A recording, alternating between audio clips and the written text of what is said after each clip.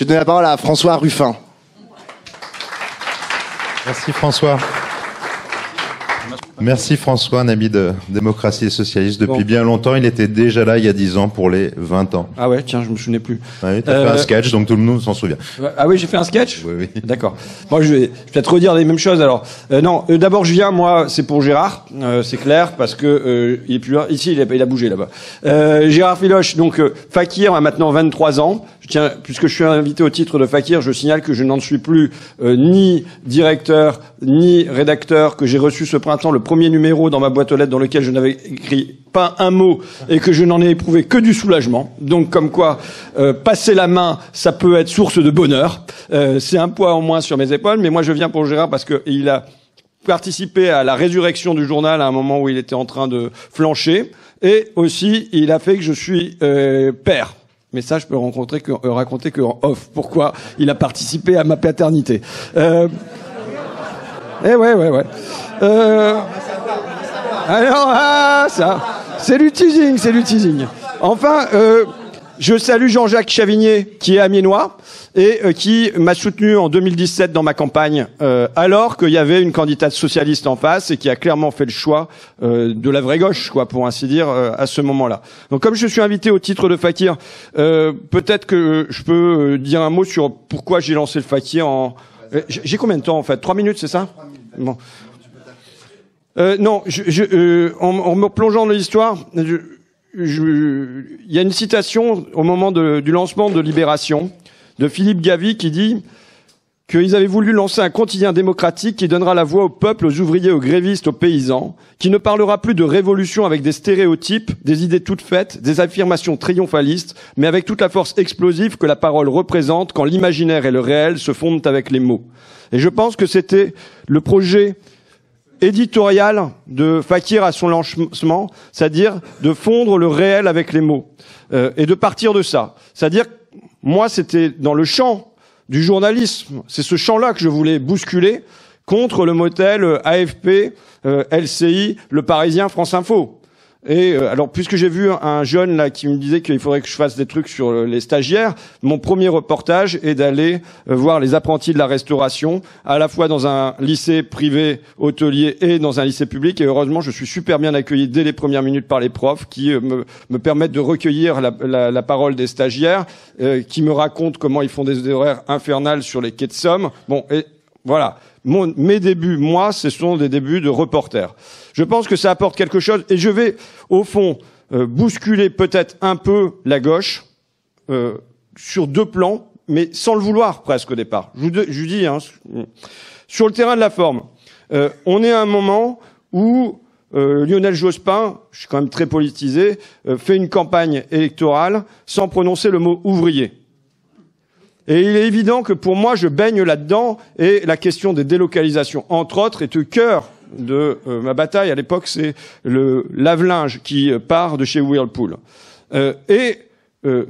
J'ai une volonté d'aller aux classes populaires. D'aller aux classes populaires dans un temps où la gauche l'abandonne.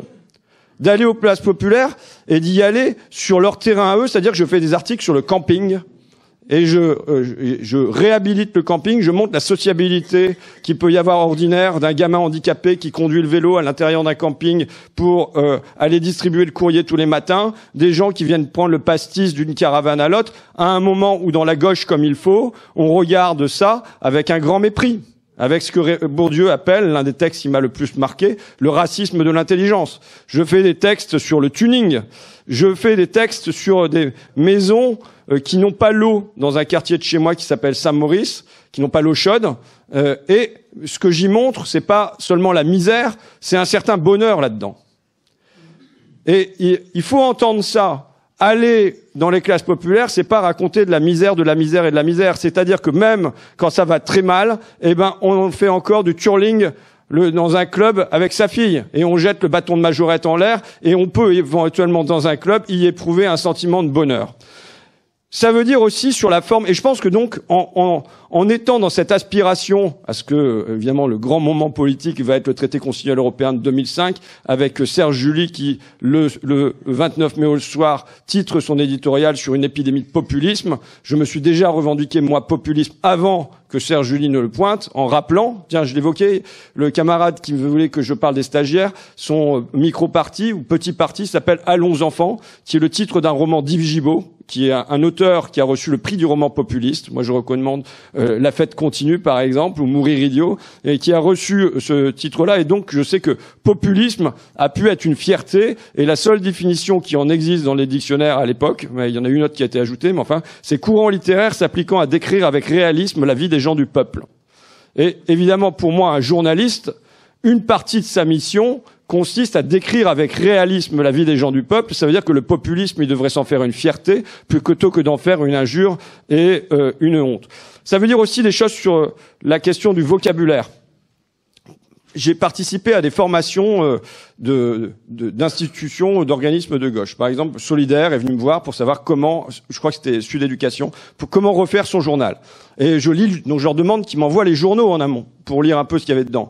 Et il y avait précarité, précarisation, néo-précariat, enfin tous des trucs comme ça. Je dis, bon, je les vois, je dis, mais ce qui serait bien quand même, c'est, puisque vous êtes dans des lycées, d'aller voir la dame qui travaille à la cantine et qui doit être en contrat emploi solidarité depuis 3 ans, qui a été renouvelé, contrat emploi consolidé, et ainsi de suite, savoir comment elle vit ça. Il dit, ouais, mais justement, on n'ose pas trop aller à la cantine. Mais ouais, c'est quand même un gros problème. Et donc, évidemment, c'est pas seulement poser les mots dessus, mais c'est donner à incarner, donner à représenter, donner à voir. On peut pas espérer que les gens, ils accrochent juste à des concepts. On se bat pas pour des abstractions, on se bat pour des vies, pour des visages qu'on connaît. On se bat pas pour des statistiques et pour du juridique.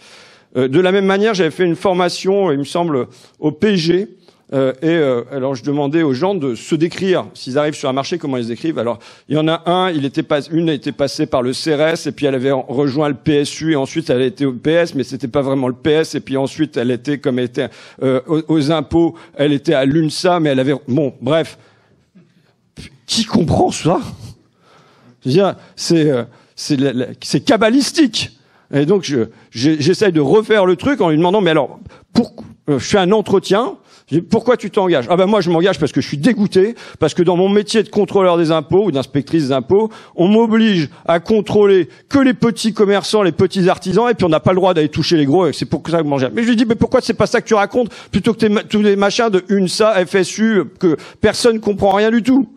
Donc, je pense que c'est une manière de bousculer la gauche, et je sais que moi, auprès de mes camarades, je dis, je veux pas entendre les mots libéral, néolibéral, ultralibéral, libéralisme, libéralisation. Je serais presque qu'on mette 1 euro à l'intérieur de la boîte chaque fois qu'on prononce ces mots-là. Parce que, je veux dire, ça peut être utile, hein, mais faut pas que ça devienne une espèce de rengaine, capitalisme, capital, machin. C'est pas que je suis dubitatif sur le fait que ça soit comme ça qu'on arrive à embarquer les gens dans une histoire qui est la nôtre avec des mots qui ne saisissent plus. Bon, ça c'est sur la forme. Ensuite, sur le fond, il est évident que j'ai affronté les délocalisations très tôt. Dès le début, Honeywell, Magneti Marelli, Whirlpool, Goodyear, Parizeau, siège de France, Abelia. Bon, j'ai une liste infinie, même les chips. On quittait la Picardie pour qu'on garde même plus les patates, vous voyez un peu le truc. Bon, mais très vite, dès mon premier plan, j'observe en détail, puisque j'ai eu les rapports de la direction et les rapports des syndicats. C'était chez Whirlpool. Je connais par cœur le marché du lave-linge, le lave-linge top, le lave-linge frontal, où sont fabriquées les pièces, quel pourcentage d'économie on réalise par la sous-traitance, ainsi de suite. Mais c'est très bien, pour moi, une démarche de journalisme, ou même je suis très intéressé par comment ça s'appelle tu sais, quand tu fais de l'histoire, mais en racontant juste l'histoire d'un village. Les monographies, excusez-moi. J'adore les monographies, parce que je pense que dans le petit, il y a de l'universel. Et que connaître en détail le petit, comme ça, le marché du lave-linge, ça vous fait regarder l'universel. Et donc, je discute avec les syndicats à la fin. Ils me disent, qu'est-ce que vous comptez faire? Je leur demande, qu'est-ce que vous comptez faire? Ils me disent, on va aller coller des étiquettes Made in Picardie sur les lave-linges chez Darty. Je dis, oh là là là là, c'est pas possible. Et il est évident que dès 2001, en fait, dans ma tête, je suis protectionniste.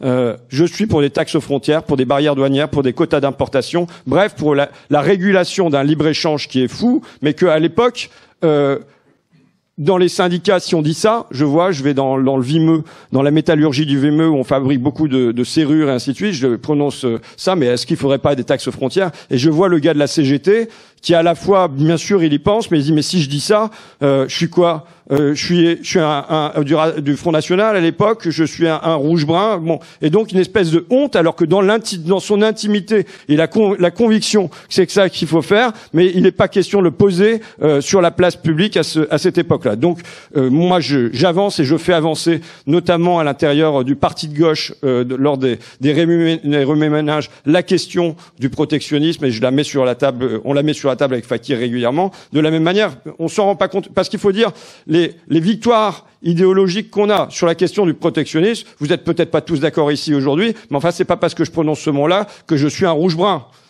Donc on a avancé sur ce terrain-là. Je dis pas que la bataille est remportée, et de toute façon, quand bien même la bataille serait reportée dans les idées, elle ne serait pas remportée dans les faits, puisque ce qui dirige le monde, ce sont pas les idées, ce sont les forces de l'argent. Et les forces de l'argent, quand bien même sur le terrain des idées académiques, on aurait démontré que le protectionnisme est une bonne chose, le fait ça leur rapporte des milliards et des dizaines de milliards et des centaines de milliards tous les ans de pouvoir aller chercher le moindre coût du travail, le moindre coût environnemental, le moindre coût fiscal, comme dans un supermarché partout sur la planète, ils vont pas y renoncer parce qu'on aura démontré dans les faits que c'est mauvais pour la planète et mauvais pour les hommes. Ils vont continuer. Là, ils signent un accord avec le Chili. Je sais pas si vous avez vu. Bon, c'est hier. Donc ça veut dire que même si dans les têtes, Macron nous a déclaré que déléguer notre alimentation, notre protection, notre santé à d'autres est une folie, ça continue quand même toujours dans la même direction. Mais donc une autre bataille idéologique que je considère qu'on a remportée.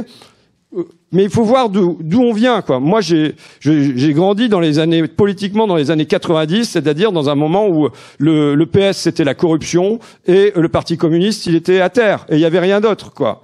Et donc, par exemple, l'expression de classe, c'était interdit. À un moment, je suis repassé à Longwy là cette semaine, et j'avais été invité pour faire un meeting à Longwy, quand même, haute terre ouvrière. Hein. Je débarque là-bas il y a une dizaine d'années, 15 ans, et je leur dis non, je vais pas faire mon exposé sur le journalisme. Tout le monde me demandait de venir sur le journalisme tout le temps, quoi. Je vais le faire sur la lutte des classes. Tout le monde rigole, il croit que je fais une blague, parce qu'à cette époque-là, la lutte des classes, c'est un truc qui peut pas se dire, quoi. Alors évidemment, je me planque derrière Warren Buffett, à l'époque première fortune mondiale, qui déclare la guerre des classes existe, c'est un fait, mais c'est la mienne, la classe des riches, qui mène cette guerre, et nous sommes en train de la remporter. Je suis invité dans les Cévennes dans la foulée de Longwy, il y a 15 ans, c'était au début de Sarkozy. Et ils veulent m'inviter sur le journalisme. Non, je dis non, je viendrai sur la lutte des classes. Bon, finalement, j'y vais sur la lutte des classes. J'arrive, c'était le Parti communiste qui m'invitait, hein. Parti communiste des Cévennes. Donc là, normalement, c'est bien rouge aussi. Le titre, c'était « La lutte des classes a-t-elle encore vraiment un sens aujourd'hui ?» Mais c'est dire l'état d'esprit de l'époque.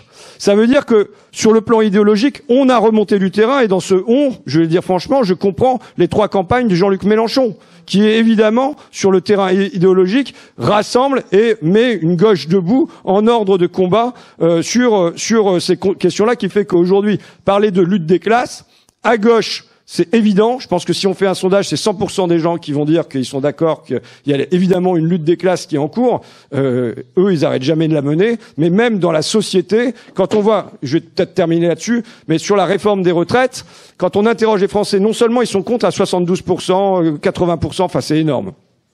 Et dans toutes les classes, c'est 90% chez les ouvriers, mais c'est encore 78% chez les cadres, et même chez les retraités, qui, on pourrait dire, bon, ils en ont plus rien à secouer, c'est à 69%. Donc c'est partout.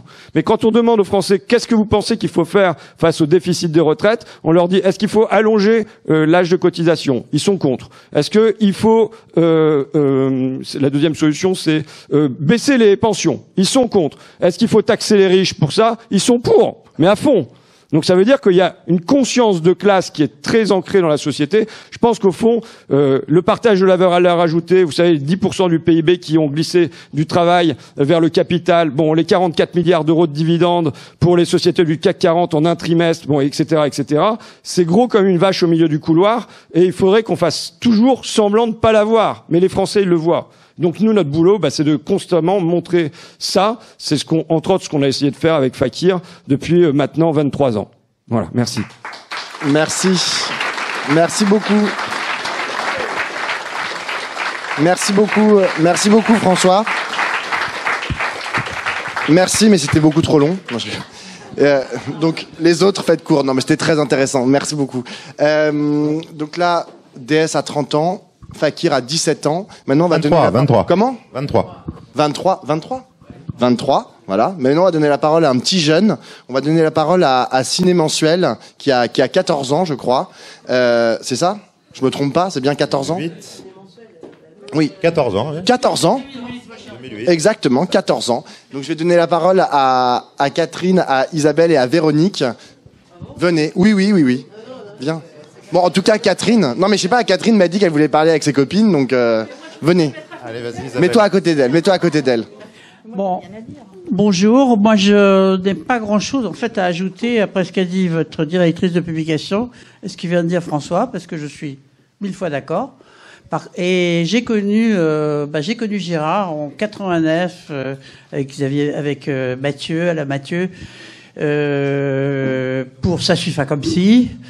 On a fait une belle réussite. Là, on s'est bien amusé. Puis ensuite, il s'est passé ce qui s'est passé. Donc j'ai assisté à la création du journal. Et ils m'ont tout fait faire. Si vous voulez des détails, voyez Vacheron, il vous racontera ce qu'il a osé me faire faire. Mais je n'ai jamais été encarté par personne, ni dans un parti, ni nulle part, parce que, je sais pas, ma liberté, je suis pour les mouvements plus que pour les partis. Et j'ai vraiment la même vision du journalisme que M. Fakir. Et voilà. Donc nous, on est un petit journal. Tout à l'heure, oui. Mais il n'y a pas de bénévoles. Chez nous, tout le monde est rémunéré, à tarif égal pour tout le monde. D'ailleurs, je tiens à le dire. Et ce qui est très compliqué, c'est que tout à l'heure, vous parliez des milliardaires qui prennent tous les journaux.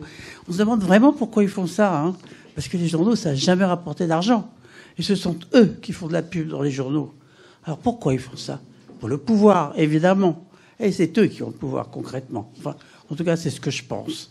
Et c'est en train d'arriver actuellement, à mon avis, en tout cas, dans les médias télévisés, puisqu'on a supprimé, alors tout le monde est content, la taxe télévisée. Oui, mais maintenant, qui est-ce qui a l'argent? Qui est-ce qui distribue l'argent? C'est l'État. Alors toi, tu me plais, je te garde. Toi, tu me plais pas, je te vire. Voilà, ça va être aussi simple que ça, je pense. Donc, nous, par exemple, on fait aussi une campagne de dons. On n'est pas les seuls. Je crois qu'il y a l'UBA qui va le faire. Et c'est compliqué. Il y a un truc qui m'amuse parce que quand tu parlais, François, des petites gens, du populisme, comme tu disais, nous, on est élus à 95% en province. À Paris, on ne nous achète pas. Ils ne veulent pas nous connaître. Et d'ailleurs, c'est intéressant aussi, c'est que notre appel de dons, par exemple, n'a même pas été, à part par le courrier Picard, personne ne l'a relayé. Voilà, c'est aussi simple que ça. Nous, ils ont aboli la loi Bichet de 1947, et maintenant, je crois que si vous pouvez avoir la peau des derniers petits journaux, ils le feront volontiers. Donc, vive les journaux libres et continuez comme ça. Bravo les bénévoles, parce que vous êtes vachement courageux.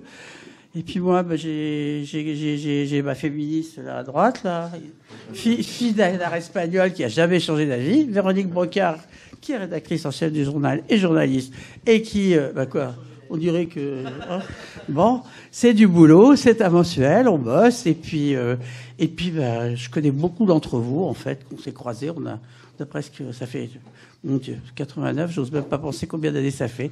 Voilà, je crois que, Merci.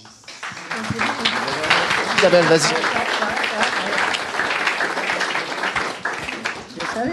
Non, mais puisque tu parles de mon papa, je suis obligée de préciser que mon père n'était pas du tout un art, qu'il était socialiste, il n'était pas communiste non plus, il était socialiste, mais un vrai de vrai, un comme vous, quoi, un comme nous, un Ça venait de la moelle, ça venait du sens de la justice, ça venait de l'indifférence au fait d'être minoritaire, d'ailleurs pour le coup on est servi, mais ça venait de gens qui vibrent, de gens qui sont vrais et de gens qui sont pas pour les compromissions. Moi je suis pour l'unité, je m'en fous de m'unir avec des gens avec qui je suis pas d'accord si on fait des trucs ensemble. Et j'en ai marre de la division qui est la tare de la gauche et c'est dommage. Voilà, moi si je participe au journal de Catherine, c'est parce que je trouve qu'il y a un bon esprit, qui est un esprit unitaire. Voilà, c'est tout ce que j'ai à dire. Merci. Merci Isabelle.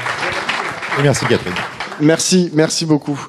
On va continuer le rajeunissement et parce que tout à l'heure François les a introduits. Donc il y a quelqu'un d'Allons Enfants, Pierre Lehambre, je crois, dans la salle, non?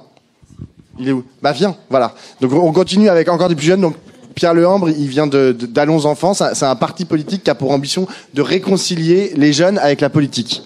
Eh ben, merci de me donner un petit temps de parole. C'était pas prévu, donc je la prends en même temps. Oui, mais enchanté. Il y a quelques têtes que je connais dans la salle et je suis ravi d'être ici, de participer à cet événement. 30 ans. Pablo, t'as commencé en disant que t'avais 30 ans aussi. Moi, j'ai pas 30 ans. Donc en fait, cette revue a été créée avant ma naissance. Et oui, ça viendra. C'est le propre d'ailleurs. Je peux pas y lutter. Mais donc cette revue a été créée avant ma naissance et pourtant je pense qu'il y a une continuité dans les combats de la jeunesse aujourd'hui. On a aujourd'hui en tant que jeunes beaucoup à lutter. Il y a des gens qui le font plus âgés aussi autant que nous et on a à travailler ensemble en intergénérationnalité. Allons Enfants, ça a été créé en 2014 et ça partait du constat que dans la classe politique, mais aussi dans toutes les instances politiques, il n'y a pas de jeunes. Je pense que vous connaissez, que ça soit dans les villes, dans les petits territoires, à l'Assemblée nationale, au Sénat, il n'y a pas de jeunes. Il n'y a pas de jeunes dans les conseils municipaux, il n'y a pas de jeunes dans les conseils départementaux. Dans les conseils départementaux, c'est 7% de moins de 35 ans, dans toute la France. Et on partait donc de ce constat qu'en fait, le fait qu'il n'y ait pas de jeunes dans toutes les instances, ça a forcément un impact sur la qualité et sur l'intergénérationnalité des décisions qui seront prises. Parce que forcément, quand on a que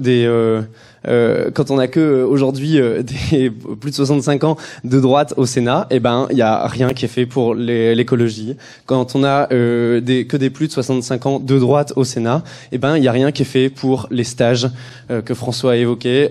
Il y a rien qui est fait pour la condition des jeunes. Il y a le Sénat. Alors nous on avait fait une proposition de loi pour le RSA au moins de 25 ans en sortie de crise. Ça a été rejeté. Aujourd'hui, les moins de 25 ans sont les seuls qui sont écartés des minima sociaux en France. Donc voilà. Donc Allons Enfants, on est parti du constat d'abord du manque de représentativité des jeunes dans toutes les instances, et on est arrivé à celui d'une discrimination, ou en tout cas d'un étouffement systémique des jeunes aujourd'hui dans la classe politique et dans la société. Ça se manifeste par plein de sujets. Ça se manifeste parce que aujourd'hui dans les partis politiques, on ne fait pas suffisamment confiance aux jeunes. Ça se manifeste aussi parce qu'il y a une culture qui défavorise et dévalorise leur engagement.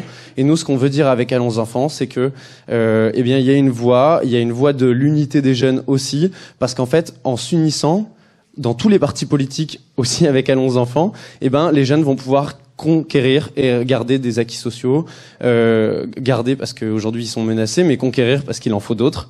Il y a un sujet qu'on a beaucoup travaillé avec Pierre, qui est là sur la semaine des 32 heures, et je suis très content qu'Allons Enfants s'est positionné dessus, parce que c'est un sujet sur lequel tu travailles beaucoup, et je pense que c'est un grand conquis social qu'il va falloir gagner.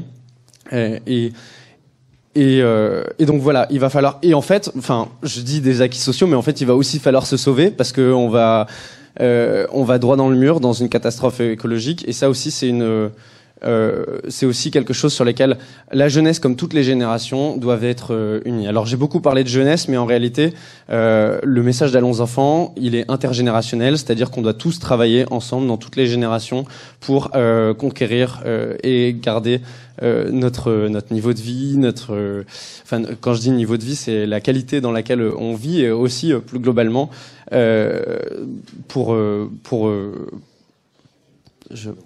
voilà, de nouveaux droits, d'acquis sociaux, et de sauver notre planète. puisque forcément c'est un des sujets sur lesquels la jeunesse est forcément assez mobilisée. Voilà pour Allons enfants. Voilà ce qu'on essaie de faire depuis maintenant 2014, 2022, 6 ans. Voilà, on est peut-être le plus petit, 8 ans, pardon. On est peut-être les plus jeunes du coup, parce qu'il y a 23, 14 là. Et 30 ans. Donc voilà, on est les plus jeunes, mais on essaie de le faire à notre manière et on est ravis d'être ici à vos côtés. Merci. Merci beaucoup, Pierre. Merci à toi. Merci. Et alors, c'est génial parce qu'ils font les transitions. Donc, il a passé le relais à Pierre Larotureau. Il en a parlé. Donc, Pierre, ouais, on donne la parole à Pierre Larotureau. Et de Nouvelle Donne. Et il y a Anne Essel aussi, je crois, qui est dans la salle. Ah, voilà, parfait. Si, non, mais viens, comme ça. Donc, je donne la parole à Nouvelle Donne. Bienvenue, Anne. Vas-y, commence. Bonjour les amis, je commence et Anne me comprendra la suite. D'abord, très heureux d'être avec vous. François Ruffin disait « Je suis venu pour Gérard Filoche ». J'avoue, je suis aussi un peu là pour Gérard. Je sais bien que c'est une équipe qui porte ce journal, mais quand même, Gérard fait preuve d'une ténacité. Là, je suis arrivé en vélo, j'ai découvert le quartier. Il y avait la rue de la Fidélité. Et je me suis dit que ça, c'était une des qualités de Gérard. Malgré toutes les emmerdes, malgré toutes les trahisons, malgré toutes les déceptions, il continue à militer, il continue à donner le moral aux autres pour qu'ils continuent. Donc je pense qu'on peut le remercier, Gérard et toute l'équipe, pour cette fidélité. Cette fidélité avec des combats très clairs, on a tous appris les plus belles phrases de Jaurès par cœur. Chercher la vérité et la dire. Chercher la vérité, et ça fait 30 ans que ce journal cherche la vérité, essaie de la partager avec une boussole, la justice sociale, la dignité de chacun et chacune, et ça a de la gueule. Je lis pas tous les numéros, je les accumule et de temps en temps, quand je mets de l'ordre, je me replonge et je trouve qu'il y a des pépites et ça a de la gueule depuis 30 ans de chercher la vérité, de la partager, de dire quand on s'est trompé, de continuer le combat. Je suis d'accord avec tout ce qu'a dit François, donc Ruffin, je vais pas le reprendre, mais son exposé faisait un peu mal quand François, tu rappelais le combat de 2005 et je pense que la plupart d'entre nous, on a mouillé la chemise en 2005. Et il y avait quand même, malgré tous les médias qui nous tapaient dessus, je me souviens, moi, tout ce que je me suis pris dans la gueule, Libération qui refusait de passer mes tribunes. Je disais, mais vous avez déjà passé des tribunes pour le non, pourquoi vous refusez? Ouais, mais la tienne, il y a vraiment des arguments. Donc il fallait absolument tuer les gens qui voulaient voter non. Donc quand même, en 2005, on était majoritaire. Il y avait déjà, alors que le capitalisme était ses dégâts étaient moins visibles, peut-être un peu moins violents sur la cohésion sociale, sur le climat, on était majoritaire. Et ça fait mal de se dire que 17 ans plus tard, on a remis Macron au pouvoir. Donc il faut quand même qu'on réfléchisse à qu'est-ce qu'on sait faire de bien. Il ne s'agit pas de se flageller, mais qu'on réfléchisse à qu'est-ce qu'on doit changer dans nos comportements pour être sûr que la prochaine fois, l'alternative, ce ne sera pas Édouard Philippe ou Darmanin ou encore pire, et que ce sera bien vers nous, collectivement, que le peuple se tournera. Donc il faut qu'on joyeusement, sans se flageller, tu disais, on peut être joyeux et en même temps essayer de gagner la responsabilité du pouvoir. Si on veut parler des qualités de Gérard, il y a l'unité, limite un peu casse-couille, comme à Nouvelle Donne, sur le rassemblement, la primaire populaire, on ne pourra gagner que dans l'unité. Et je crois effectivement qu'il faut qu'on fasse tout pour l'unité à toutes les élections possibles, dans les combats contre la réforme des retraites ou pour d'autres combats, mais que l'unité, c'est pas uniquement se regarder les partis qui existent ou ceux qui sont proches, mais qu'on aille, y compris voir ceux et celles qui ne vont jamais voter, ceux et celles qui ne sont jamais venus dans une réunion un samedi après-midi dans une salle comme ici. Donc je pense qu'il faut en même temps tout faire pour l'unité et rassembler toutes les forces qui existent. Et en même temps, mais je crois qu'on est convaincus, j'enfonce des portes ouvertes, aller voir ceux qui n'en ont rien à foutre du PSU, de l'histoire des 3 gauches et des 5 gauches et du dernier congrès, et qui juste on en marre d'avoir une vie de merde, on en marre que leur vie soit de vivre au rabais, et ils ont au fond d'eux une étincelle qui les pousse à vouloir vivre autrement. Et donc je pense qu'il faut en même temps qu'on milite pour l'unité et qu'on aille frapper à la porte, aller rencontrer et rassembler tous ceux et celles qui aujourd'hui se désespèrent, ont de bonnes raisons. Ce matin, j'étais des jeunes pour le climat. Lundi, je vais être témoin des gens d'XR, la Banque de France qui fait un procès contre les gens d'Extinction Rébellion. Je pense qu'il faut qu'on soit avec tous ceux et celles qui se désespèrent, qui ont envie de se flinguer, de renoncer. Voilà. Et puis les combats, Pierre l'a dit, il y a la semaine de 4 jours. Hier matin, j'étais avec tous les syndicats européens. Il y a 10 ans, on passait pour un imbécile, j'en parlais de la semaine de 4 jours. Le débat revient partout. Donc on va avoir un vrai débat en France. Est-ce qu'il faut travailler plus longtemps ou est-ce qu'il faut passer à la semaine de 4 jours? Au moins, le débat va être assez clair dans les mois qui viennent. Le combat pour taxer les riches, taxer la spéculation.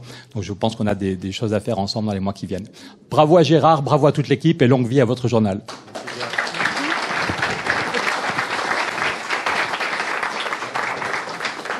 Alors je vais relayer la parole de Pierre.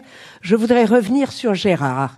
Gérard, c'est quelqu'un qui, à chaque fois qu'on le rencontre, a un grand sourire, une joie de vivre, il a une manière de porter les combats en étant toujours joyeux, toujours optimiste et en donnant l'impression à chaque moment que tout est possible.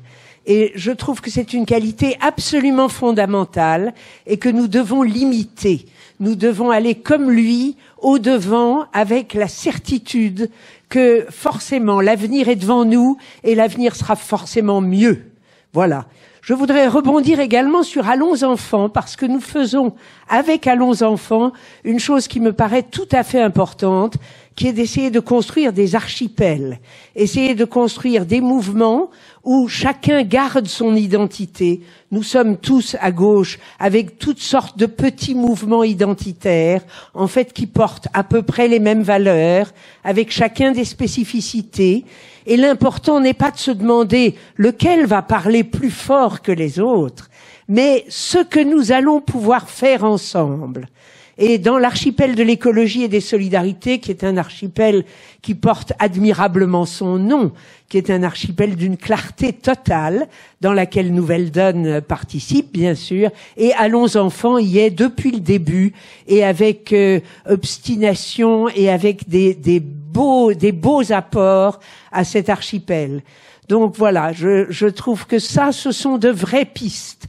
La joie, d'une part, l'optimisme, la joie, la certitude que nous ne pouvons pas faire autre chose que remporter des victoires, c'est obligatoire, hein, donc il va falloir le faire, et la manière de le faire en ayant une véritable obstination à partager nos combats, sans que personne ne puisse se dire qu'il est tout seul à avoir raison.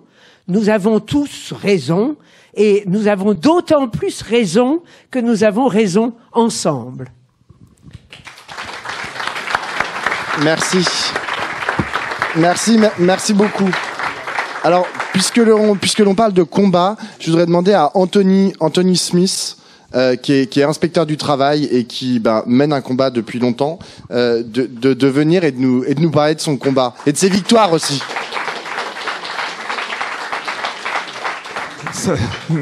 Salut les amis, les camarades. J'avais pas forcément prévu de prendre la parole.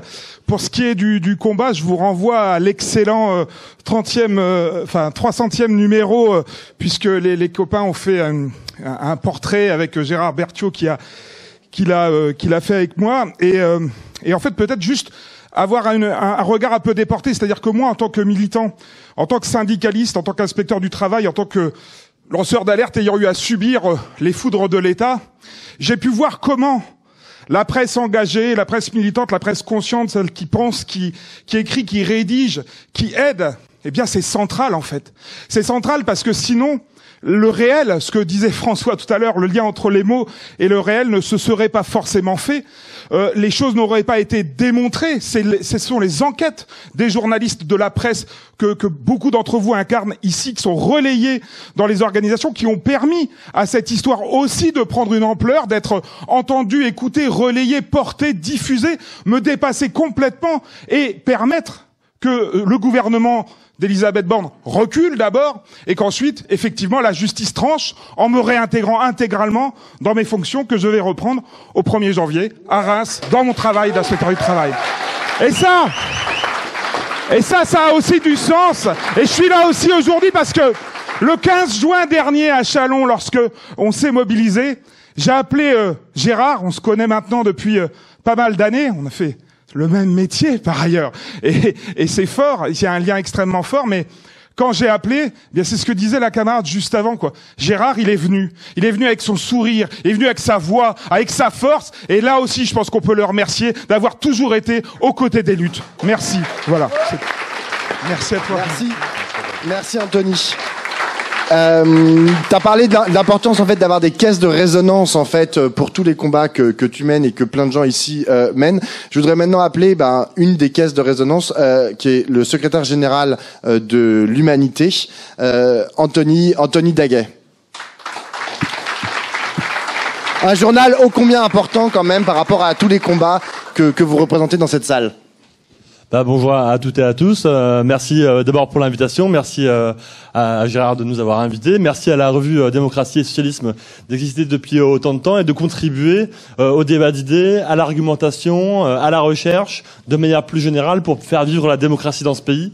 C'est vrai que c'est pas évident de faire vivre un journal. Je pourrais vous en parler tous les jours. Il y a des causes externes, économiques, qui sont extrêmement difficiles. La hausse du prix du papier en ce moment, les difficultés du respect du droit de la presse. On a vu effectivement ce qui s'était passé contre Mediapart ou d'autres qui passent par le droit du commerce pour essayer de censurer tel ou tel article, pour essayer de censurer tel ou tel journal. Aujourd'hui, faire vivre une presse engagée, une presse de gauche, c'est un combat quotidien et c'est extrêmement important. C'est extrêmement important de lutter contre l'idée qu'il n'y aurait pas d'angle, qu'il y aurait une presse au final objective. Il n'y a pas de presse objective, il n'y a qu'une presse d'opinion et cette presse d'opinion, il est important qu'elle existe dans sa pluralité, mais plus que ça, dans son pluralisme, parce que il y aura toujours des journaux différents. Il y aura toujours le journal de TF1, le journal de France 2, que sais-je. Il y aura toujours des journaux libéraux différents aussi. Mais ça, c'est la pluralité. Le pluralisme, c'est autre chose. Le pluralisme, c'est l'idée qu'il faut qu'il y ait une diversité d'idées qui existent et qui coexistent dans une démocratie. Et c'est pour ça que le combat pour le pluralisme de la presse, pour faire en sorte que ces journaux, que ces quotidiens, que ces hebdomadaires, partout en France et dans le monde, ils existent, il est extrêmement important parce que c'est le sel de la démocratie. Sans cela, sans le fait qu'il y ait des rédactions, qu'il y ait des journalistes engagés qui débattent entre eux, qui ne sont pas d'accord, y compris à l'humanité, je peux vous le dire, tous les jours ça débat sévère et ça débat sec. Et sans ça, la démocratie n'est pas possible, elle ne peut pas exister. Et le combat que nous voulons tous mener aujourd'hui, c'est de faire en sorte que nos journaux, nos revues, elles s'ouvrent en grand sur tout le monde. Et Gérard a participé pendant des années à l'Humanité dimanche, que très récemment que sa collaboration a mis une pause, mais je sais qu'il est toujours le bienvenu dans nos colonnes. Il faut, et c'est le travail que nos journalistes et que nos directeurs de la rédaction essaient de faire chaque jour, il faut faire vivre, y compris l'ouverture dans nos propres pages et faire vivre le débat d'idées. Et c'est ce que nous essayons de faire aussi très fortement, notamment à la fête de l'humanité, où on organise des combats contradictoires, y compris face à la droite, y compris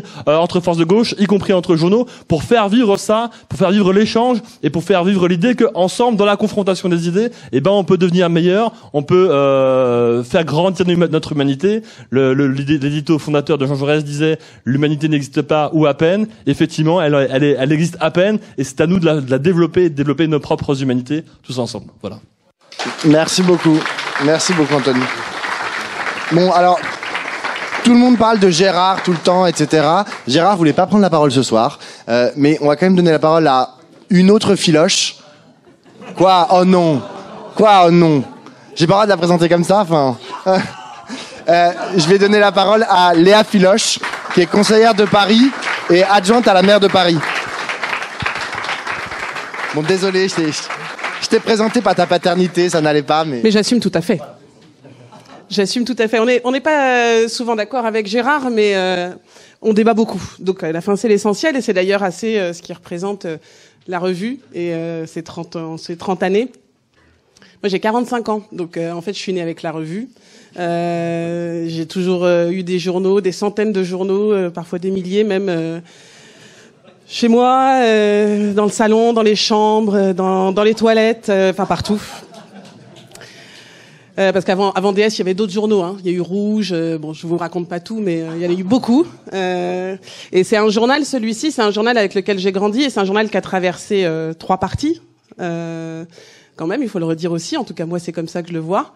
D'abord celui initial de la LCR, et puis celui du Parti socialiste, et puis aujourd'hui celui de son propre parti, Démocratie et Socialisme. Moi j'ai 3 casquettes pour venir vous parler, alors c'est un peu difficile, je sais pas dans quel ordre je vais le prendre, et je vais essayer de respecter les 3 minutes, mais ça va pas être simple. J'ai une première casquette, j'ai une première casquette qui est celle de co-coordinatrice nationale de Génération, qui est un jeune parti. Allons enfants, on est plus jeunes, on a 5 ans. Donc un jeune parti, un petit parti qui n'a vocation à prendre la place de personne dans l'échiquier divisé de la gauche et de l'écologie, mais qui a vocation à essayer de faire en sorte que justement cette division puisse passer à autre chose et qu'on puisse parler de choses sérieuses, parce que je crois qu'on n'a pas trop le temps de perdre du temps. On n'a pas le temps de débattre trop là. Il y a une espèce de course de vitesse avec l'extrême droite. Je rentre pas dedans, vous le savez aussi bien que moi. Il y a une course de vitesse avec la pauvreté, avec les inégalités, avec l'exclusion. Et je crois qu'on n'a pas trop le temps de perdre du temps à savoir qui a raison, qui a tort dans l'échiquier politique à gauche. Et que ce qui doit faire notre baston unique actuellement, c'est de trouver le cadre d'union qui nous permette de pouvoir prendre le pouvoir et transformer en profondeur la société. Et c'est ça qu'on essaye de faire à Génération. C'est ambitieux, mais je crois qu'il faut de l'ambition et il faut de l'utopie pour pouvoir réussir à mener tous les combats qu'on a à mener. Et c'est une partie de ce que m'a transmis Gérard, une grande partie. Voilà, donc je vais essayer de le faire avec mes moyens et ce parti tant bien que mal. Mais ce qui est certain, c'est que je n'envisage pas ça comme étant une fin en soi, mais bien une étape, encore une fois, dans la prise du pouvoir et la transformation de la société. La deuxième casquette qui fait que je suis là, elle est liée à la revue. Donc je disais, moi, Génération est un petit parti, on n'a pas de revue particulièrement, donc j'ai pas de raison de venir raconter une revue qui n'existe pas. Par contre, j'ai beaucoup participé à DS. Je le disais un peu en introduction, mais j'ai vraiment beaucoup écrit dès mon plus jeune âge, quand j'ai commencé à m'engager il y a 30 ans. J'ai commencé à écrire dedans sur le CIP en 1994 à l'époque, pour celles et ceux qui s'en souviennent. Et puis régulièrement, j'y ai participé en y trouvant des photos. On a passé des heures et des heures à trier des photos. Je prenais beaucoup de photos pour que la revue ne paye pas de droits photos. Et qu'on puisse avoir toutes les photos qu'on voulait. J'ai beaucoup passé de temps aussi à trier cette revue, parce qu'on recevait les numéros, mais on reçoit d'ailleurs toujours à la maison, chez les parents, ils reçoivent toujours les n'habitent pas à l'adresse indiquée. Donc toutes celles et tous ceux qui n'habitent pas à l'adresse indiquée, je vous en veux beaucoup, parce que nous avons des dizaines et des dizaines de numéros qui arrivent chaque mois à la maison, que évidemment Gérard ne veut pas du tout se débarrasser, ne veut pas jeter, il faut les garder, il faut les trier, il faut les classer, il faut les ranger. Tout ça c'est précieux. Oui, alors bon, oui, c'est vrai qu'il y a aussi, voilà. En tout cas, mettez bien votre adresse au propre quand vous vous abonnez, parce que c'est une vraie galère pour les bénévoles derrière qui essayent d'organiser le fait que tout cela puisse tenir dans 60 mètres carrés. Je voulais dire aussi que cette revue, elle m'a beaucoup traversée, parce que en fait, je regarde un peu les uns et les autres. Vraiment, je connais beaucoup d'entre vous. Parce qu'effectivement, au-delà d'une revue, c'est aussi une histoire d'équipe, c'est aussi une histoire d'amitié, de camaraderie, et que voilà, je suis ravie de vous voir tous les uns les autres. Il en manque quelques-uns, ceux qui sont partis, ceux qui n'ont pas pu venir, mais c'est une vraie équipe que je connais depuis 30 ans autour de Gérard et de toutes celles et tous ceux qui lui succèdent. Et au-delà encore une fois d'une histoire de presse, d'indépendance, de lutte contre la censure, c'est aussi vraiment une grande histoire de camaraderie qui dépassera largement les lignes qui sont écrites dans les 300 numéros de cette revue. Et je tiens vraiment à chacune et chacun vous saluer, parce que vous avez aussi participé à une forme de transmission sur tout un tas de sujets du quotidien, mais aussi sur tout un tas de pratiques politiques auxquelles il faut qu'on puisse participer à faire évoluer. Et puis la troisième casquette pour laquelle je suis là, c'est l'héritage. Parce que quand on s'appelle Philoche, on a forcément un héritage. En fait, pas si difficile que ça, parce que c'était très bien dit tout à l'heure par Anne, et merci beaucoup. Mais effectivement, le sourire, la conviction, l'assurance, la capacité de convaincre, et une forme de bonhomie, mais qui lâche rien. Et ça, c'est mon héritage. Je pense que mes frères et sœurs pourraient le partager avec moi. C'est aussi un vrai plaisir à lire et à écrire. C'est pas si évident que ça de transmettre ça à ses enfants. La joie et le bonheur que c'est de lire des revues, de lire tout ce qui me tombe sous la main. Je lis, voilà, je lis en permanence. Et puis j'aime bien écrire aussi. Alors j'ai pas beaucoup le temps en ce moment malheureusement, mais j'écris aussi. Ça aussi, c'est un héritage de Gérard, de Françoise aussi, de ma mère, qui a une très belle plume. Et ça c'est un vrai honneur de pouvoir l'avoir, et c'est une angoisse que j'ai de ne pas réussir à le transmettre à mes enfants. Une autre forme d'héritage, c'est l'indépendance.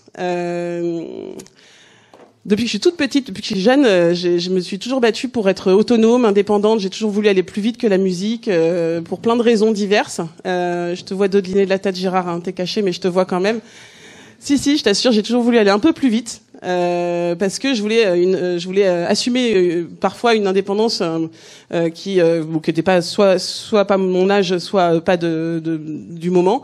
Et j'ai toujours aussi essayé de le traduire dans la manière dont je me suis engagée, dont j'ai milité, que ce soit dans les organisations syndicales, respect de la charte d'Amiens, ou que ce soit dans les organisations politiques où je me suis toujours battue pour que ce soit la démocratie qui fasse le quotidien. Et voilà, l'indépendance, elle a pas de prix. Il faut jamais céder sur ça, jamais rien lâcher, parce que c'est ça qui permettra aussi de participer à convaincre celles et ceux qui doivent pouvoir nous accompagner à la prise du pouvoir. Et puis,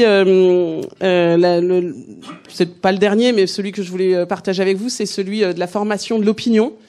Parce que quand on écrit des revues, que ce soit DS ou d'autres, on permet à des gens de se former une opinion, de se former un avis, de pouvoir découvrir le monde qui l'entoure par des convictions que d'autres portent, et ça nous permet de nous former et de former une opinion.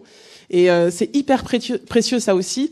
Et effectivement, en plus c'est très mis à mal par la grande presse, par les grands groupes, par aujourd'hui ceux qui tiennent le pouvoir. Et ça, sur ça, il faut rien lâcher non plus, rien céder. La formation de l'opinion, c'est ce qui permettra de pouvoir nous assurer que les générations futures arriveront, non seulement parce que nous on aura réussi à prendre le pouvoir, à le garder, mais encore plus à le transformer en profondeur. Donc voilà, c'était les trois casquettes qui me faisaient prendre le micro ici, et vraiment je vous salue toutes et tous, parce que c'est un grand plaisir et grand honneur d'être là avec vous cet après-midi. Merci beaucoup. Tout à l'heure, François parlait de la nécessité de protectionnisme, et s'assumait protectionniste, mais ça ne veut pas dire qu'il ne faut pas avoir des solidarités avec les autres peuples autour de la terre, bien évidemment. Et c'est pour ça que je voudrais appeler trois représentantes de Wipala France, donc Yannette, Rafaela et Nelly. Je ne sais pas si Nelly est là. Qui est une association qui défend la Bolivie plurinationale et qui se bat pour l'autodétermination des peuples en Bolivie.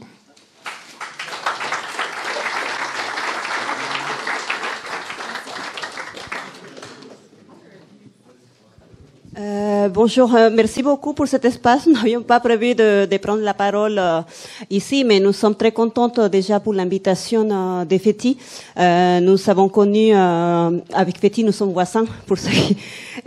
Et en fait, nous sommes connus au moment déjà comme voisins, mais et comme il me connaissait, en 2019, novembre 2019, mon pays, la Bolivie, a traversé un coup d'État violent, fasciste, où il y a eu des massacres qui maintenant sont reconnus par les Nations Unies, mais au moment où les violences sont survenues, on avait toutes les grands médias en France, Le Monde, tous qui accusaient, par exemple, l'ex-président Evo Morales, comme quoi c'était l'auteur, alors que nous avions fait nos réclamations, mais jamais ils sont reconnus qu'ils ont donné des fausses informations. Heureusement que nous avions compté avec aussi les soutiens de Féti, qui nous a aidés à faire des contacts, notamment dans notre résistance que nous avions voulu mener ici en France pour dénoncer les coups d'État.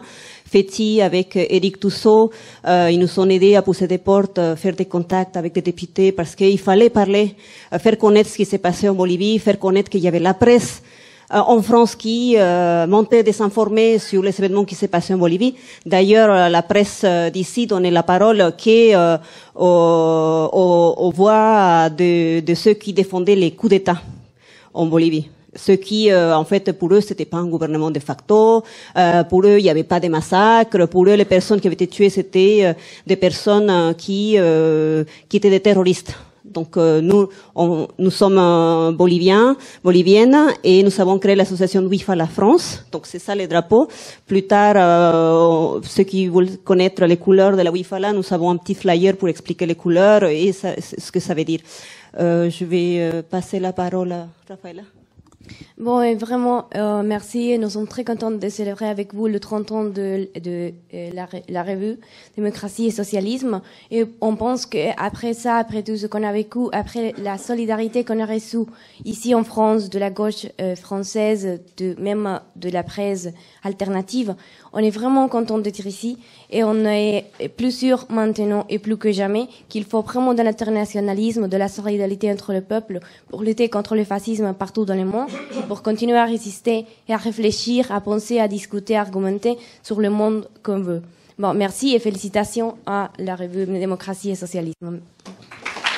Merci beaucoup. Merci. Merci beaucoup. Je vais maintenant donner la parole à Laurent Baumel. Je ne sais pas où t'es, Laurent.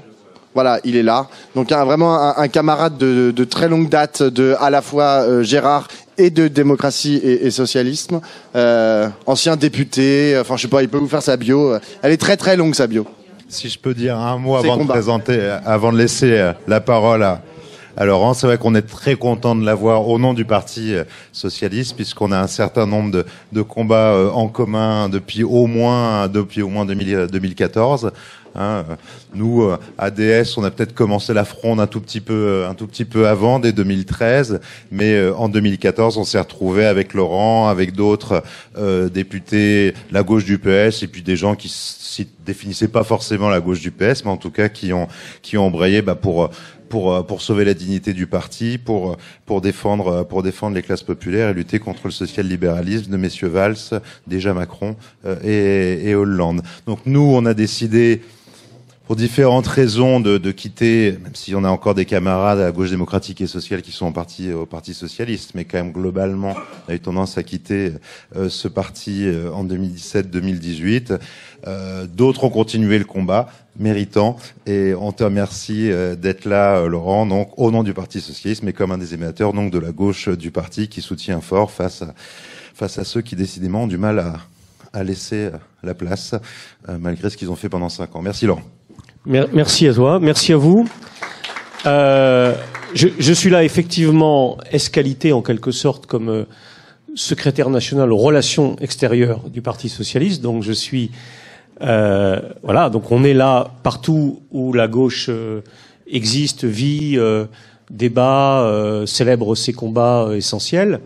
Mais je suis à titre personnel en effet, et ça fait le lien avec ce que tu viens de dire, d'autant plus heureux d'être ici cet après-midi, aux côtés notamment de Gérard Filoche et de tous les camarades que nous avons, enfin que j'ai côtoyés dans le Parti socialiste il n'y a pas si longtemps, parce que en effet nous avons mené dans le quinquennat Hollande un combat qui était méritoire, qui n'était pas facile, qui a un peu disparu aujourd'hui des mémoires, parce qu'effectivement il y a eu ensuite les campagnes présidentielles, il y a eu les succès de Jean-Luc Mélenchon dans les élections présidentielles qui ont reconfiguré profondément la gauche. Mais ce combat des frondeurs socialistes des années 2014-2015, c'était une première graine essentielle. Et d'ailleurs, si le Parti socialiste est aujourd'hui un des acteurs du rassemblement de la NUPES réinscrit au cœur de la gauche, ce n'est pas sans lien avec ce combat qui a été mené dans les années 2014-2015, qui a posé les prémices et les bases d'une réorientation profonde de ce parti. Donc heureux d'être là à vos côtés. Alors moi je ne vais pas m'exprimer sur la question des médias où j'ai pas de compétences particulières, mais je vais peut-être partir effectivement de ça finalement. Construire la NUPS, encore et toujours. Et Gérard me disait quand je suis arrivé tout à l'heure, parle-leur un peu de ce qui se passe dans le Parti socialiste parce que ça peut les intéresser. Je dirais que la NUPS a été l'expression du sursaut rationnel de la gauche française au lendemain de l'élection présidentielle. Rationnel parce que nous avons finalement accepté de regarder en face une réalité idéologique fondamentale. C'est que face à ce qu'appelait, à ce que tout à l'heure François Ruffin rappelait, la lutte des classes, l'adversité, le combat avec la droite et l'extrême droite, dans le fond, les convergences qui unissent la gauche sont extrêmement profondes. Aujourd'hui, autour du triptyque transition écologique, articulation de la transition écologique avec la justice sociale et l'enjeu démocratique. finalement, autour de ce triptyque écologie, sociale, démocratie, il y a des convergences idéologiques extrêmement puissantes et probablement plus fortes que celles qui existaient dans les années 70 lorsque la gauche avait déjà réussi à s'unir. Donc, expression d'un sursaut rationnel parce que nous avons enfin accepté de regarder cette réalité idéologique en face et de cesser de jouer la comédie des gauches irréconciliables. Et sursaut rationnel aussi parce que dans les institutions de la Ve République, avec l'avènement du tripartisme et la montée en puissance du Front National, il était devenu impossible pour la gauche d'espérer se qualifier dans les deuxièmes tours et l'emporter et incarner une alternative à la fois au libéralisme et à l'extrême droite sans réaliser son unité politique.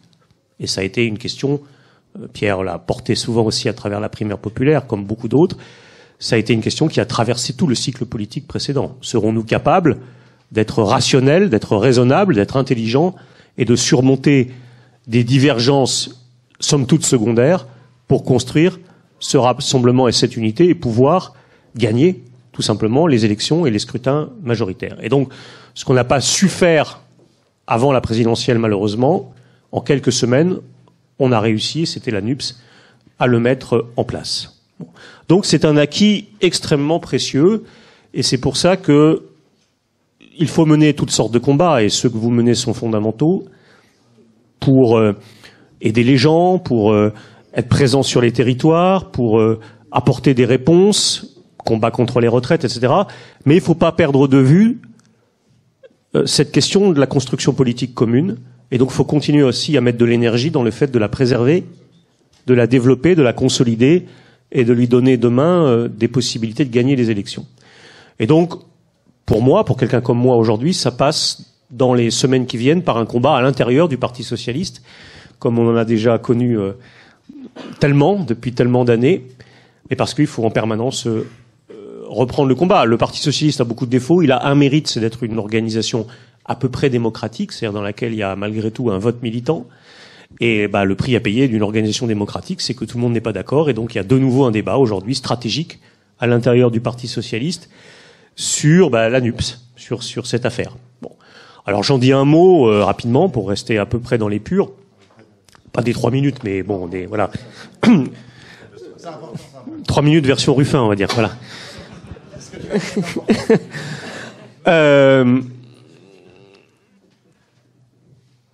Il y a, dans le fond, 2 lignes qui s'affrontent aujourd'hui dans le congrès du Parti socialiste. La ligne incarnée par Olivier Faure, qui a rassemblé autour de lui beaucoup de gens, et qui est de dire, voilà, il faut poursuivre cette orientation du rassemblement. Bien sûr, il y a des fragilités dans la NUPS. Il y a des désaccords, pas fondamentaux, mais ils existent. Il y a un accord programmatique qui a été trouvé en juin dernier, mais qui mérite d'être retravaillé sur toute une série de choses. Donc, voilà, la NUPS n'est pas un point d'aboutissement idéal, mais c'est une condition absolument nécessaire et incontournable pour permettre à la gauche française d'exister dans le match politique et d'incarner quelque chose. Donc, il faut absolument consolider ça. Et puis, il y a une deuxième ligne qui est incarnée par, alors dans le Parti socialiste, par quelqu'un de pas très connu à l'extérieur, qui est Hélène Geoffroy, la maire de Vaux-en-Velin, mais qui est évidemment articulée à l'extérieur du Parti socialiste à François Hollande, Bernard Cazeneuve, disons au hollandisme toujours vivant, dans le fond, vivant dans les médias notamment, hein. Bon, l'ex-président de la République continue de se balader dans les territoires, il va signer des livres dans les librairies, bon voilà, et puis il a un accès naturel aux médias en tant qu'ancien président, donc il fait exister cette alternative ou cette orientation différente. Et cette ligne, c'est une ligne qui dit, dans le fond, les gauches sont irréconciliables, Mélenchon est insupportable, Mélenchon c'est le populisme, le Parti socialiste retrouvera des couleurs en fin de cycle, à la fin du macronisme, s'il continue d'incarner le social-libéralisme, enfin peu ou prou le social-libéralisme, qui a été l'orientation du quinquennat, avec cette idée qu'il y a des millions d'électeurs qui, dans le fond, ont suivi Macron en 2017, mais qui reviendront lorsque, dans le fond, la Macronie sera ouvertement incarnée par des gens de droite, et ils reviendront parce qu'ils sont quand même de centre-gauche, et ils reviendront vers vers le Parti socialiste si celui-ci sait marquer sa rupture avec Mélenchon. Donc c'est ça le propos stratégique, c'est ça le pari stratégique. Bon. Alors, bon, en vérité, on a déjà eu plus ou moins ce débat dans le congrès précédent, en 2019, à Villeurbanne, et on connaît à peu près le rapport de force, qui n'a pas fondamentalement changé, entre ces deux lignes. Bon, c'est à peu près, on va dire, 65-35 ou quelque chose de cet ordre-là, ou 75-25, etc. Bon, là où il y a une complication aujourd'hui, c'est que, comme toujours dans le Parti socialiste, il y a des spécialistes de la manœuvre un peu tactique, et il y a une espèce de troisième voie qui émerge autour un peu de Carole Delga en Occitanie, la maire de Paris n'est pas loin non plus, etc. Et qui est incarnée par le maire de Rouen, Nicolas Meyer-Rossignol. Et c'est une troisième voie qui en fait produit de la confusion en disant nous on est d'accord avec la stratégie unitaire, mais pas comme ça. Et quand vous dites pas comme ça veut dire quoi? Vous n'avez jamais de réponse. Bon. Donc en fait, on est d'accord avec la NUPES, mais on n'aime pas Mélenchon. On est d'accord avec la NUPES, mais la NUPES, c'est la subordination à la France insoumise. Donc c'est insupportable. Voilà. Alors, en vérité, il n'y a aucun débouché stratégique dans cette orientation, puisque concrètement, qu'est-ce que ça veut dire demain si ces gens gagnaient le Congrès? Est-ce qu'on sortirait de la NUPES ou est-ce qu'on resterait dans la NUPES? Est-ce qu'on passerait son temps à la critiquer, donc dans le fond, à contribuer à sa dislocation? Ou est-ce qu'au contraire, ils reprendraient la discussion eux aussi sur les élections à venir, les échéances à venir? On n'en sait rien. En fait, c'est une tentative qui exploite le caractère démocratique du Parti socialiste et qui vise à ramener des militantes et des militants qui ont été frustrés par les accords électoraux de juin dernier, puisque la vérité du Parti socialiste, elle a été révélée par les accords de juin dernier. Nous étions un parti dominant à gauche, avec des habitudes de candidature dans toutes les circonscriptions de France. Nous nous sommes retrouvés avec 70 candidatures. Et donc, il y a 500 circonscriptions en France où, pour la première fois depuis très, très, très longtemps, il n'y a pas eu de candidate socialiste. Donc, pour les militantes et les militants de ce parti, ça a été un traumatisme. Alors, la plupart d'entre eux ont la lucidité de comprendre que c'est le produit d'une situation qui a commencé avec le quinquennat Hollande et qu'il faut accepter. Mais c'est vrai qu'il existe dans les territoires des gens qui le vivent mal. Et donc, cette troisième voie vise à exploiter un peu démagogiquement ce traumatisme et ce sentiment. Donc l'existence de cette troisième voie, du coup, fait que ce congrès est tendu. Parce que on était aux alentours de 65%, mais si vous avez 15% qui étaient dans la majorité qui se détachent, ça peut demain conduire Olivier Faure à être au bord des 50%. Et si on est légèrement en dessous des 50%, évidemment, c'est une autre histoire qui commence. Donc notre combat dans les semaines qui viennent, c'est d'être clairement majoritaire sur cette orientation. Alors je vous rassure, je suis confiant, je vous le dis cet après-midi, parce que je crois, je termine par là où j'ai commencé, je disais la NUPES, c'est l'expression d'un sursaut rationnel de la gauche française. Je crois à la rationalité des militantes et des militants du Parti socialiste. Donc je crois que largement, ils ont intégré la situation dans laquelle nous nous trouvons et ils comprennent que cette direction, dans le fond, qui ressemble peu ou prou à celle qui avait été prise dans les années 70 par François Mitterrand, à l'époque où le Parti communiste aussi était un parti dominant et vis-à-vis desquels il y avait toute une tradition à l'intérieur, d'hostilité à l'intérieur du Parti socialiste. Je crois que cette direction est perçue comme une direction rationnelle et qu'au bout du chemin, le choix d'Olivier Faure et de ceux qui l'entourent sera conforté. Mais c'est le combat des semaines qui viennent, c'est le combat du mois de janvier. Et merci, en tout cas, de l'extérieur, mais merci du soutien que vous pourrez nous apporter pour nous permettre de remporter de ce combat et continuer donc ensemble à construire la NUPES encore et toujours. Merci. Merci. Merci beaucoup, Laurent. Je voudrais maintenant appeler Gus Massia et Bernard Dreano pour le CD Team à venir parler. Venez. Qui sont deux piliers, s'il en est, de la lutte altermondialiste en France depuis maintenant des décennies. Merci.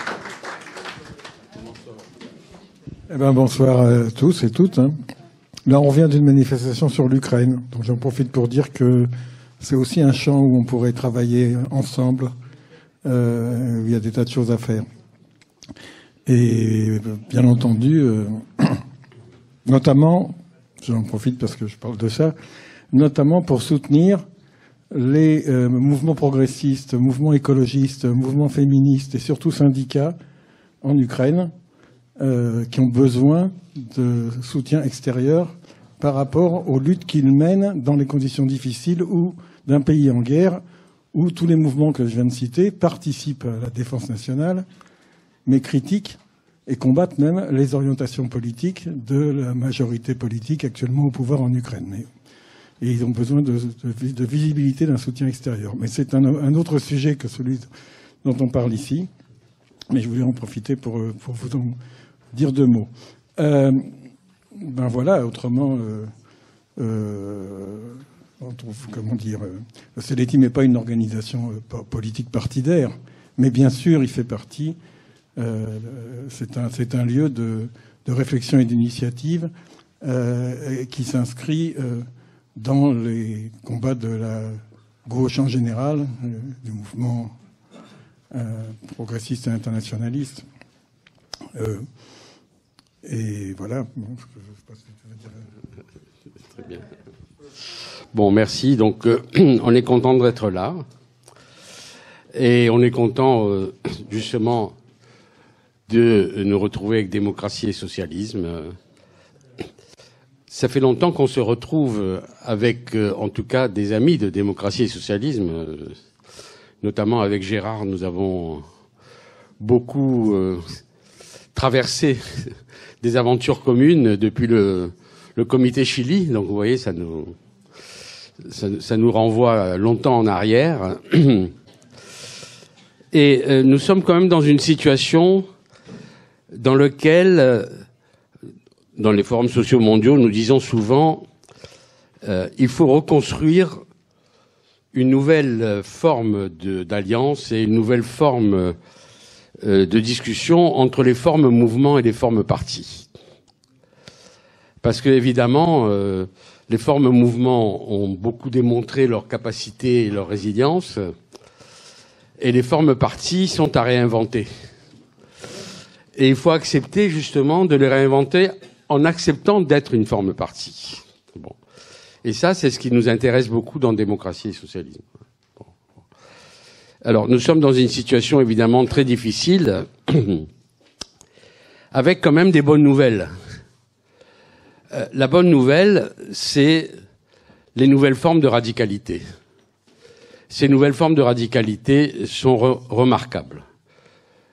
Le mouvement féministe, le mouvement écologiste, les peuples premiers, le mouvement antiraciste.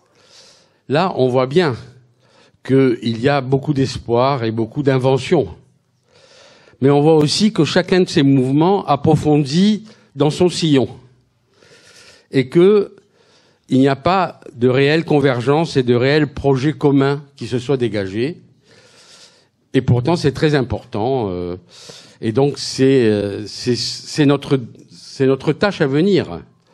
Comment reconstruire du politique à partir de ces différents mouvements et comment réinscrire ces radicalités nouvelles dans les luttes de classe, et notamment dans le renouvellement du mouvement ouvrier et peut-être en prenant en compte ce qu'il y a de formidable comme définition d'un mouvement social qui est le mouvement paysan.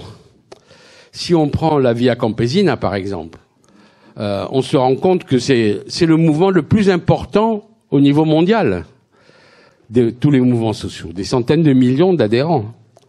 Et la Via Campesina, ils ont quand même réussi à convaincre les autres et à se convaincre peut-être eux-mêmes que l'agriculture paysanne, c'est plus moderne que l'agro-industrie, qu'il faut passer par la souveraineté alimentaire, qu'il faut refuser les OGM.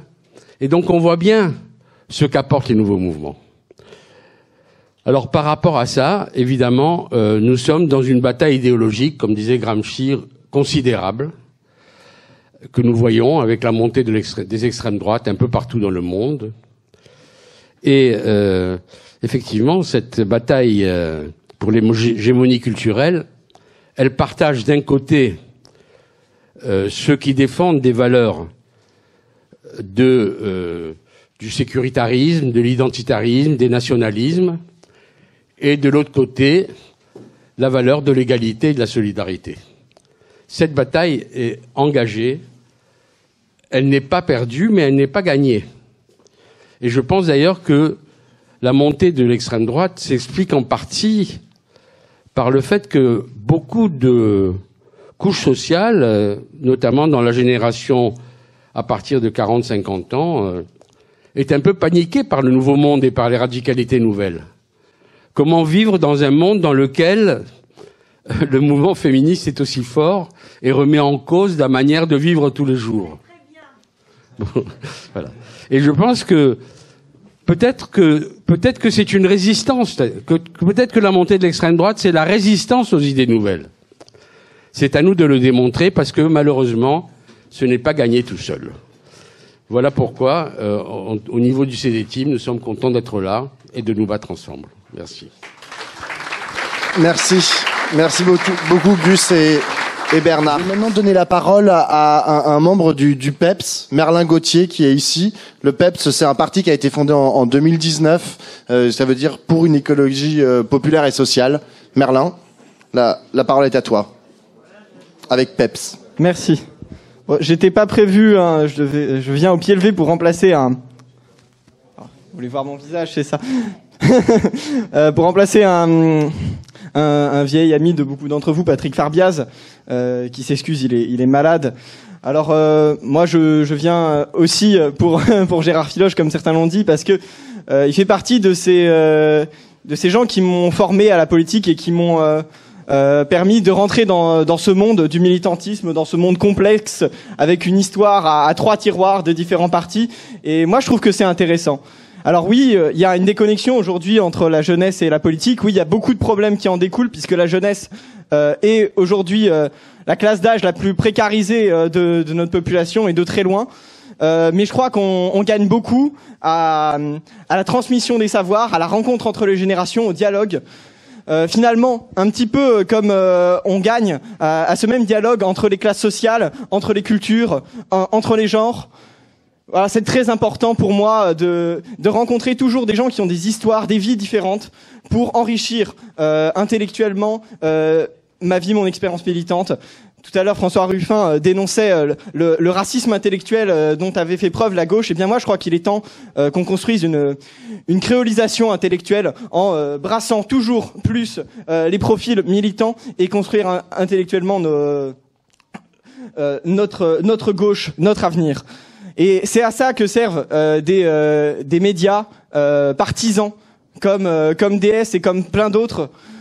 C'est à apporter un regard construit au travers du temps pour faire un dialogue, pour faire résonner les idées ensemble. Et à l'heure où les grands médias sociaux, les grands réseaux sociaux sont finalement aujourd'hui les vecteurs d'information principaux de la société, les journaux, les petites formations intellectuelles sont d'une grande utilité pour apporter un regard, un prisme, pour lire le flot continu d'informations dont sont abreuvés et qui sinon rendent le monde si gris. Je veux dire, quand on a tous les malheurs du monde à portée de doigt, puisque c'est ça le smartphone, eh bien, il est essentiel d'avoir un prisme de lecture intellectuel, idéologique, politique, pour le comprendre et pour ne pas se résigner. Voilà. Moi, en tant que militant écologiste, je considère que c'est essentiel de refuser la résignation parce que sinon, on meurt. Voilà, c'est ça la crise écologique. C'est se laisser mourir face à l'ampleur de la crise qu'on traverse, qui touche aussi bien le vivant que l'humanité. Alors, moi, je ne peux pas vous parler d'une revue parce que PEPS est trop jeune pour en avoir une, mais après vous avoir tous écouté, je me dirais qu'on aurait bien besoin aussi de notre DS, de notre petite revue de l'écologie radicale. Merci. Merci beaucoup Merlin. Merci. Une prise de parole à mon extrême gauche. Oui, à l'extrême gauche. Alors moi je suis, pour ceux qui me connaissent pas, Alexandrine Ménaud de Malocène dans le Vaucluse, donc en Provence, le sud de la France. Je pense que ça s'entend à mon accent. Membre du Parti socialiste depuis X années, membre de GDS aussi depuis X années, puisque l'un n'est pas incompatible avec l'autre. Alors, une petite précision par rapport au Parti socialiste. Je suis membre du Parti socialiste national, mais j'ai été exclu de la Fédération du Vaucluse pour dissidence. Bravo. Eh ben oui. Bravo. Parce qu'effectivement, Jean-Alain, tu es là en face de moi. Donc le Vaucluse est représenté aujourd'hui. On est des dissidents au Parti socialiste parce que on n'a pas accepté justement la vision des membres de notre département sur l'alliance avec François Hollande. Donc nous, on s'est présenté contre forcément des candidats macroniens qui représentaient le Parti socialiste. Mais c'est pas, je veux pas en venir là. Ce que je veux dire, c'est que la NUP, nous, on l'a créée avant que la NUP existe. C'est-à-dire que nous, quand on a présenté notre liste au municipal, j'en reviens à ce que tu viens de dire, cher camarade, c'est que notre liste, elle était complémentaire et avec des représentants de tous les partis de gauche qui étaient sur notre canton et sur notre commune. Voilà, je pense que Gérard, ce que tu m'as appris tout au long de ces années, puisque je suis une fidèle à Gérard, Gérard est fidèle à ses amis et on le lui rend, je pense aussi, c'est l'unité, l'unité, l'unité, l'unité, toujours l'unité et restons unis parce que sans unité, les personnes pour qui l'on se bat, on ne pourra jamais les représenter. On est là, on fait tous de la politique et si on fait de la politique, c'est pour quelqu'un. C'est pour ce qui nous tient à cœur, représenter les petites gens, représenter ceux qui ne peuvent pas se défendre et nous, on est là surtout, avant tout, pour ça et pour eux. Donc merci Gérard d'être là tout le temps avec nous et surtout, soigne-toi et pense à nous parce que nous, on a besoin de toi. Merci. Merci beaucoup.